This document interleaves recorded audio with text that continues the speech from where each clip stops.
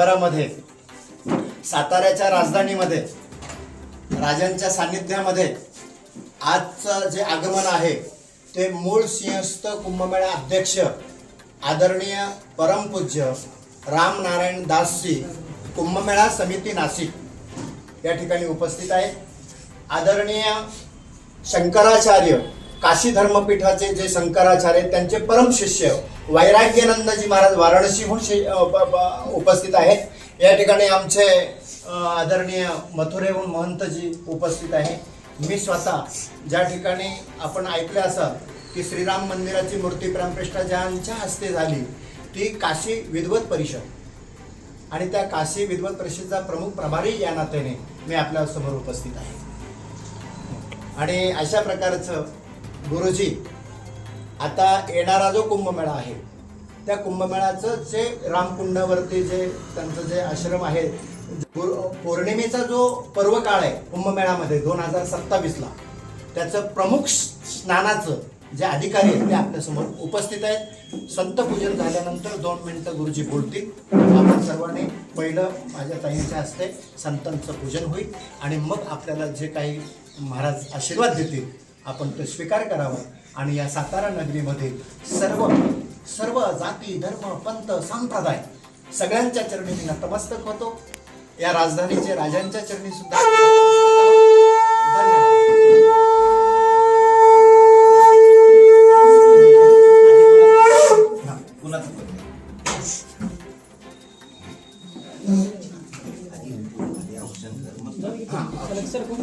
शांती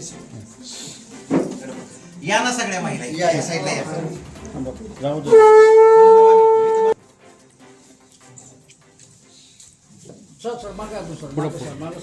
चौका शांती, काय गडबड करू नये.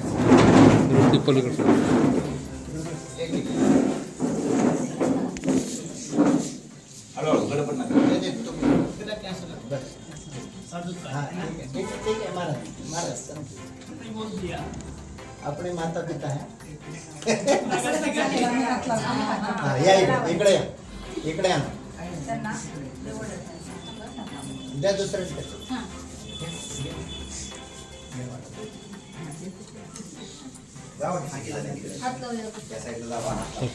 शाल घ्या, शाल घ्या, आगे हात घ्या.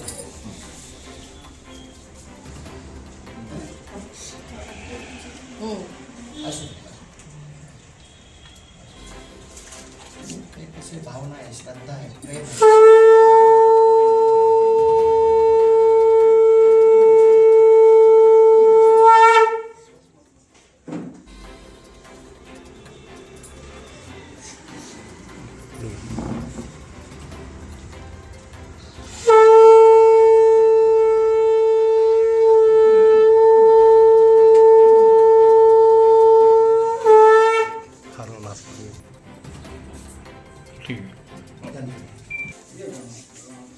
वैराग्यानंद महाराज की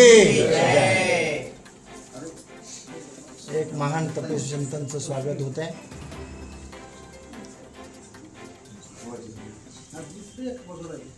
द्वादशीच्या घरी एक महान संत, हे माझ्या सगळे सगळी कृपा देवाचीच म्हणायची नाही. तुम्ही आम्हाला निवडलं तेच मोठं भाग्य आमच्यासाठी. ते कुठेतरी पूर्वजन्मीचे पुण्य आहेत ना, असं तर पुण्यात्मक कर्म कुठेतरी केले असतील.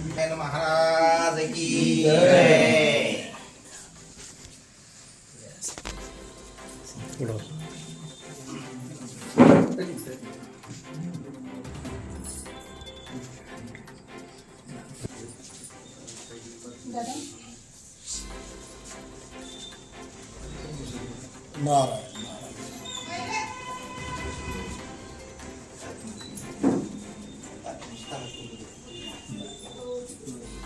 मयुरी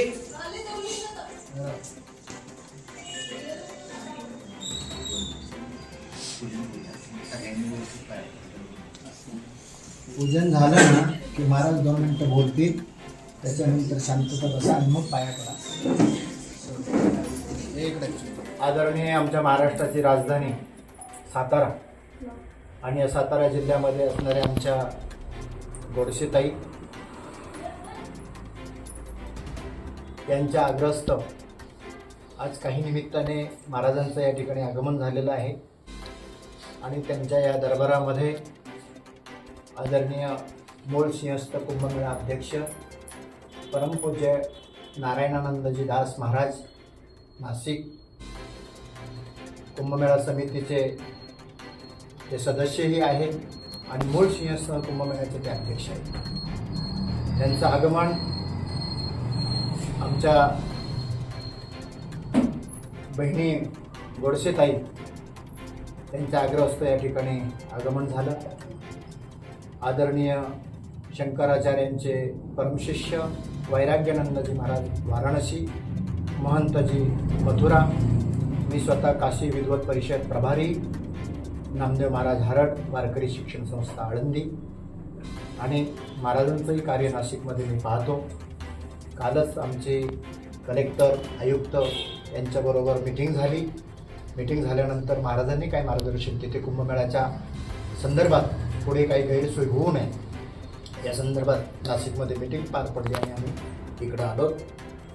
आणि येणाऱ्या 28 डिसेंबरला आंतरराष्ट्रीय संत संमेलन सातारा जिल्ह्यामध्ये होतं आहे, याचाही आम्हाला अभिमान आहे. यावेळी शंकराचार्य जगद्गुरू आदरणीय महाराजांचं आगमन, देश विदेशातील धर्मगुरू यांचं आगमन होणार आहे आणि ते खऱ्या अर्थाने या ठिकाणी पाहणी करण्यासाठी महाराजांचं आगमन झालं. आणि आमच्या आदरणीय गोडसेताई यांनी खूप सुंदर पाद्यपूजन त्यांचा मानसन्मान केलेला आहे. पुढे आता रावण नाशिककडे होणार आहे. त्यांनी गोडसे परिवाराच्या तर्फे आणि आदरणीय आमच्या सातारा जिल्ह्याचे राजे वडीलराजे असतील, शिवेंद्रराजे भोसले असतील, त्या सर्वांच्या वतीने मी महाराजांना विनंती करतो की आपण 2 शब्द मीडियासमोर कुंभमेळ्याची काय परिस्थिती आहे किंवा पुढचं नियोजन काय आहे किंवा साताऱ्यातून जर आपल्याकडे जर साई स्नानासाठी आले तर आपण त्यांच्यासाठी काय करू शकतो थोडंसं आपण आशीर्वाद द्यावं. या सातारा नगरीचं हे वैभव, ही आपल्या महाराष्ट्राची संस्कृती, छत्रपती शिवाजी महाराजांची ही राजधानी आहे.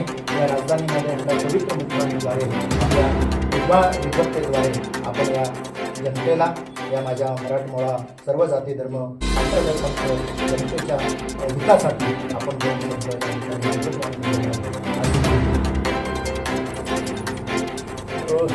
रामचंद्र की जय, छत्रपति शिवाजी महाराज की जय.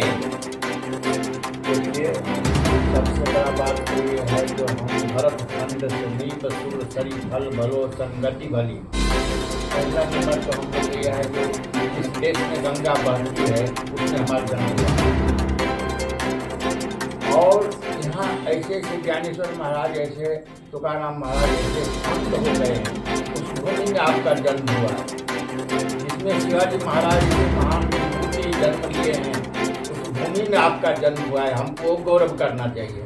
दूसरा नंबर, विवेकानंद जी अमेरिका में गए, अमेरिका वाले बोले कि महाराज आपको क्या क्या सुविधा होना, सब हम देने के लिए तैयार है, आप जो बोलेंगे वो.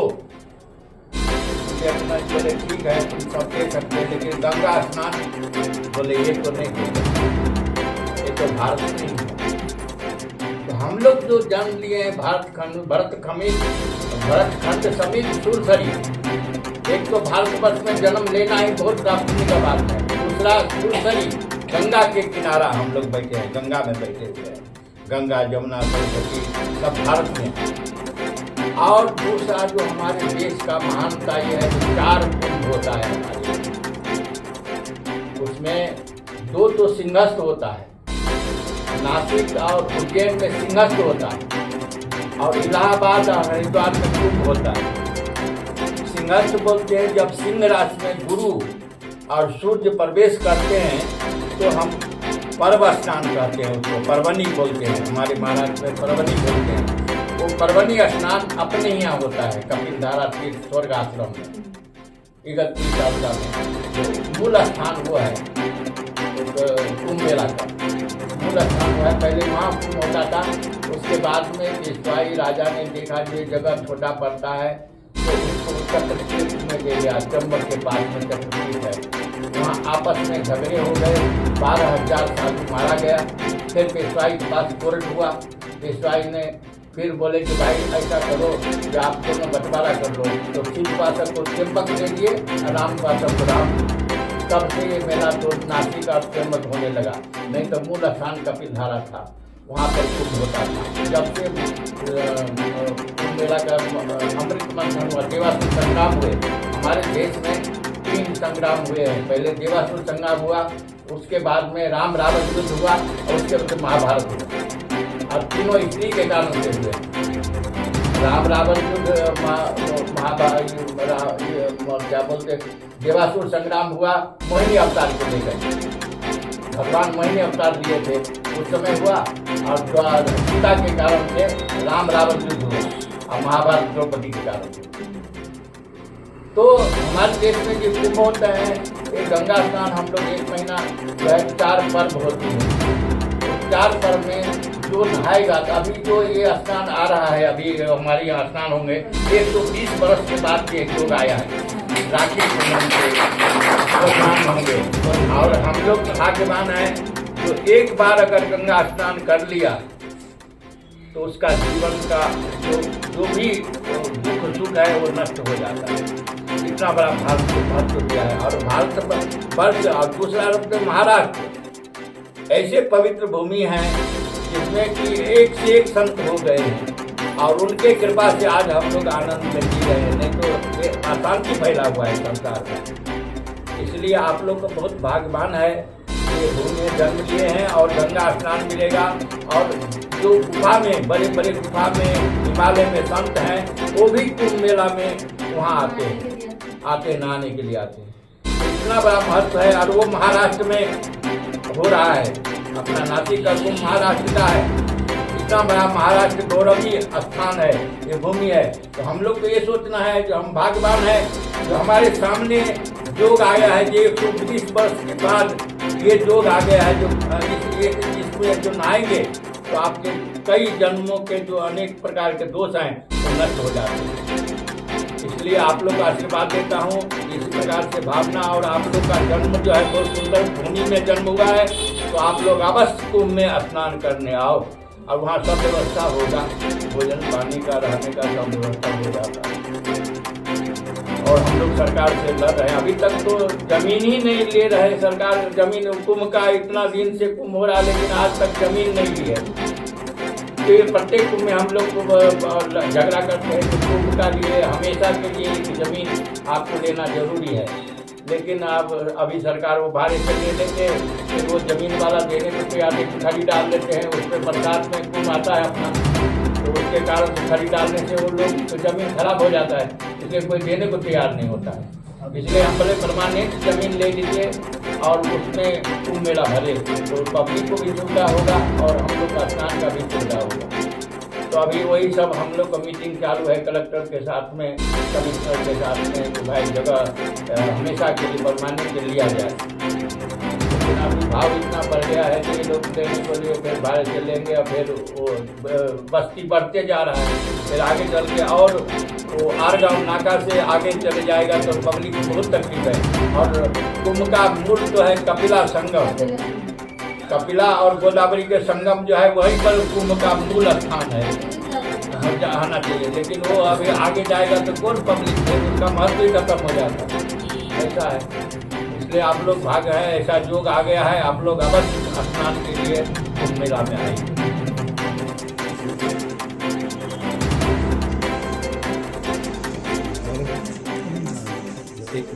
एक मिनट व्यवस्थित बोला।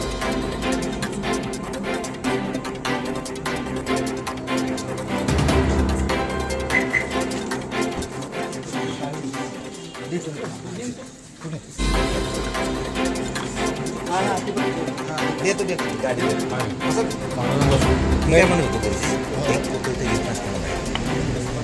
मराठी